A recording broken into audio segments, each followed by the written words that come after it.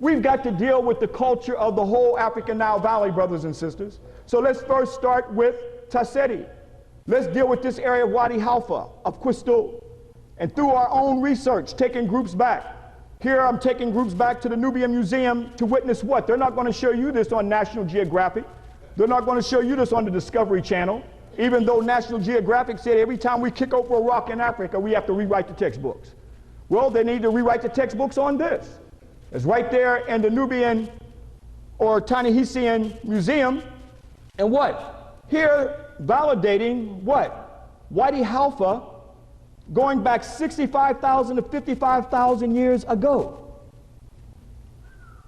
Let's go to Kolobolo and Ta-Nehisi. There we equally can see stones that our ancestors carved right there. I got to lay a foundation of these early systems, brothers and sisters, to show at one time this was not always a desert. You see elephants and giraffes, as well as the Sutan king. But the Sutan holding the Sikkim. Here again, Tasseti was a pre-dynastic king of Terra Neta holding the Sikkim. Again, it represents his divine authority, but this goes back to Tasseti over 26,000 years ago, even though this glyph may be about 5,000 years ago. Again, we see they are the ones that gave us the first stellar calendar. So astrology and ancient cosmological science and astronomy goes back to African people's genius thousands of years ago. Our ancestors, from their empirical observation of the universe, we mapped out the stars. We were not just standing around. Europeans, when are you going to come and teach us about astronomy? Asians, when are you going to come teach us about astrology? This was already known by African people thousands of years ago. Our ancestors called it the early African cosmic clock, where Netta stayed in each constellation for 2,155 years, making up what is known as the Great Year of 26,000 years. That means we had to observe it at least twice, brothers and sisters, over 50,000 years ago. Somebody knows something about an African ancestral genius thousands of years ago that they don't want you to know about yourself. They're still trying to write out Africa. For instance, Wallace Budge, the wisdom of the Egyptians, or Kemetic Africans, astronomy, until the Egyptians came under the influence of Asiatics, nations, and the Greeks, their notion of astronomy were very limited, and their stargazers were unable to define the length of the year correctly. Here our ancestors had the 3 seasons in 4 months apiece, like Akat, Pert, and Shamu. They gave us the earliest calendar. This is long before the Greeks. Let's go to Herodotus, that Robert Bauval even talks about. 485 to 425 BC. It is in Heliopolis that the most learned of the Egyptians or Kemetic Africans are to be found. All agree in saying that Egyptians, by their study of astronomy, discovered the solar year and were the first to divide it into 12 parts. And in my opinion, their method of calculation is better than the Greeks. The name of nearly all the gods came to Greece from Kemet. So this is Herodotus, a Greek, saying that they got this astronomy from the Kemetic Africans.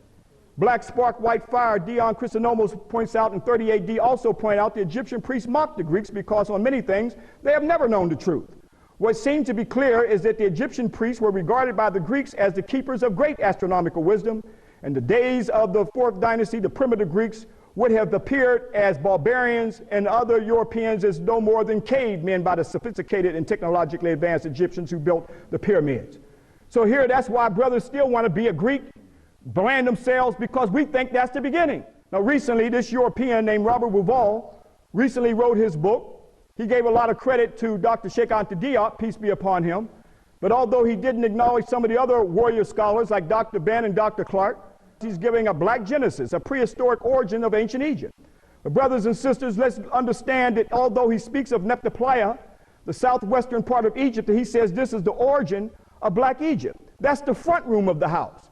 That's not the whole house, brothers and sisters. So even though Robert Bauval and some of us are talking about Robert Bauval's Nephtha, but the point is it goes much further back than that.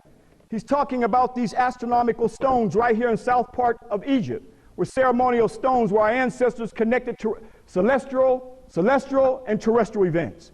From that spiritual connection, our ancestors knew this from the dawn of time. Let's go back to Ethiopia. We're deep in the house now. We're not in the front room. This is the mother of Egypt. We were just there and here in the area called Tia. Here you see ceremonial stones, brothers and sisters, Ethiopian heritage site. Right here, this is our Kemet New tour.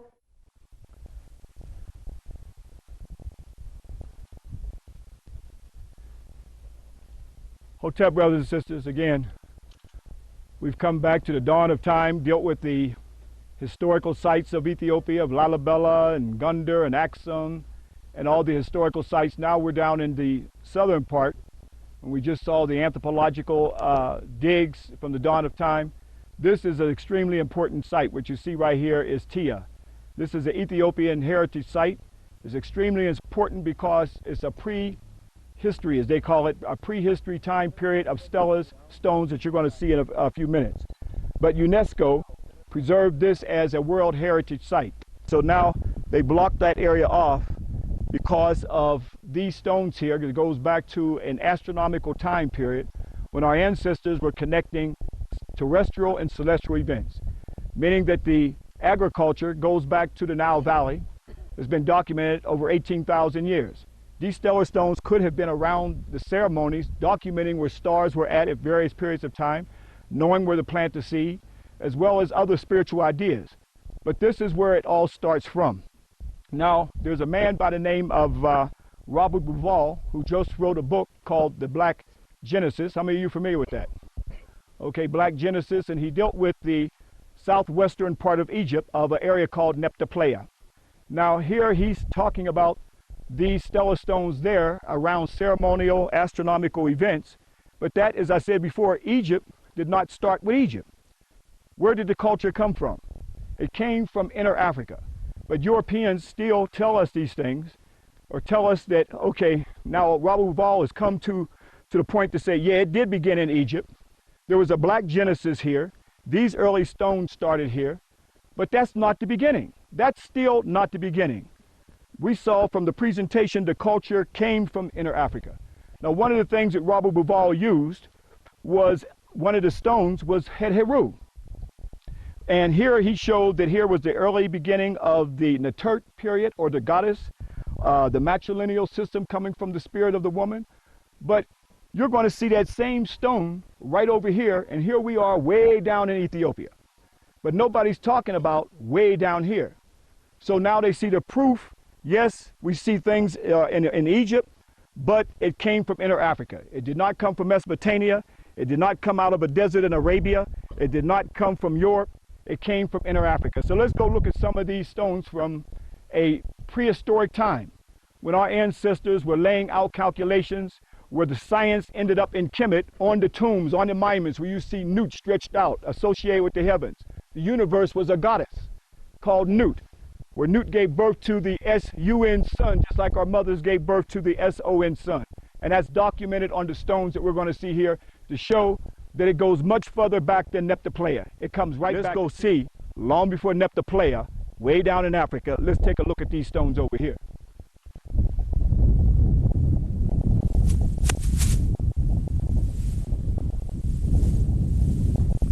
See, many of you are fortunate. Most black folks don't have the consciousness to even come back here and to come this far into Africa.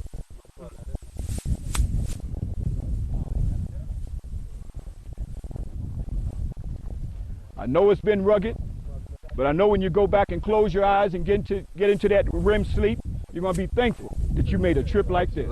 Yes, sir. But just like any soldier in the field, y'all kept on pushing.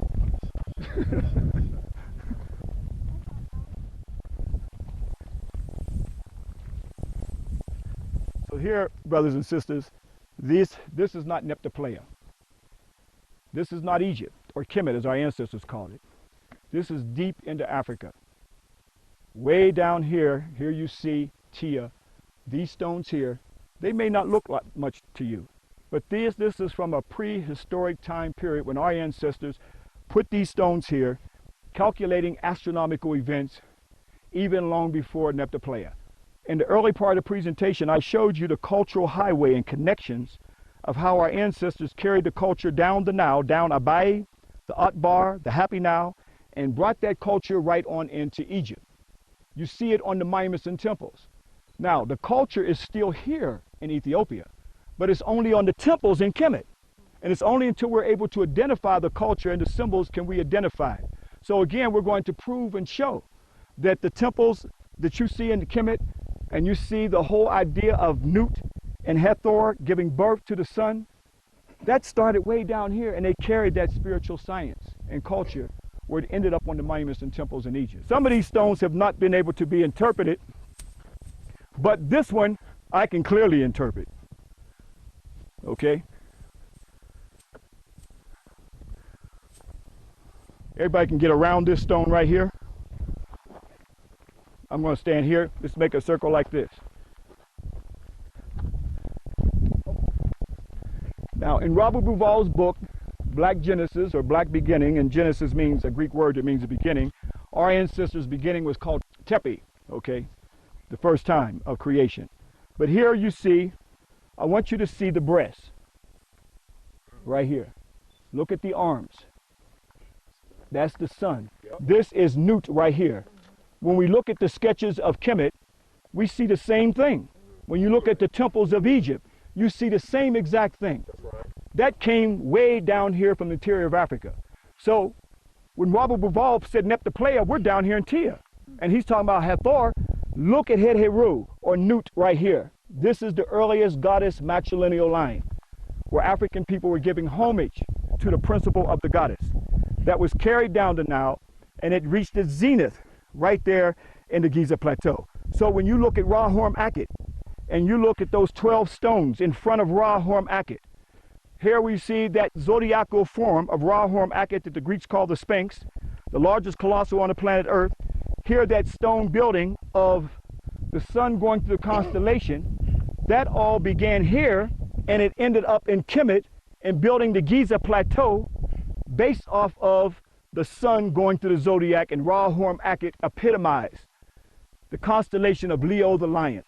That tells us our ancestors were heavily into stellar and solar science, long before the Europeans were even here. Those of you who went to the Giza Plateau with me, and I showed you the front of the Giza Plateau with Ra Horm Akhet, and the 12 stones showing where Ra, the sun, is going through those constellations, symbolizing those early stones.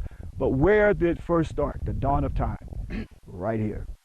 And you look at those sketches of Kemet and see those sketches, and they're identical to these stones right here. And we're not in Kemet, and we're not taking away anything from Kemet, but Kemet is the daughter. Here we're dealing with the mother, okay? Kush, and prehistoric Kush. And where is the grandmother and grandfather? Can anyone tell me? The Congo, the Aitoy Forest, the Little Twa. Right, the Twa. That's the grandmother and grandfather that all started from here. So I think we're approaching a new time where African people are starting to reassess and to come back and research and not take it only from Europeans' point of view.